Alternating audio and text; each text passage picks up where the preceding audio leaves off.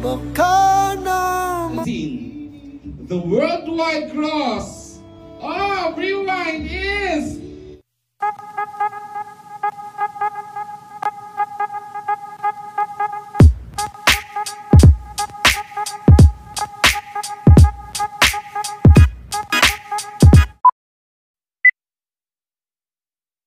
Matapos ang pagtatapos ng Metro Manila Film Festival at matapos mag-hit ang Rewind movie, ay opisyal na nga na inilabas ng Star Cinema, ang total gross ng kanilang movie na Rewind na talagang iginagulat ng lahat at marami ang mga na-break na record.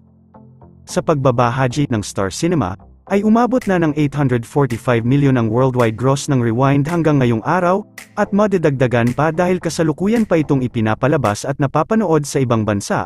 Opisyal na din na sinabi ng Star Cinema na ito na ang highest grossing Filipino film. Matatandaan na sila Miss Catherine Bernardo nga ang may hawak ng titulo bilang highest movie gross para sa Hello Love Goodbye na nasa 800 million din.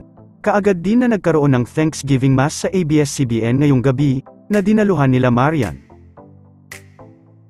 Bukod kina Marian ay dumalo din ang mga cast at big bosses ng Kapamilya Network.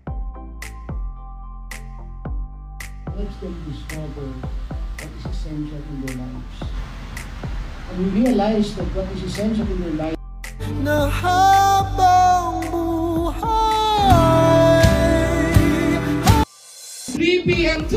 So 3 p.m. today, January 17, the worldwide gross of Rewind is...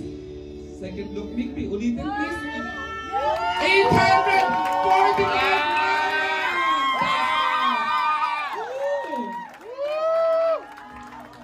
Again, 845 million pesos worldwide gross on January 17, 3 p.m. kanina.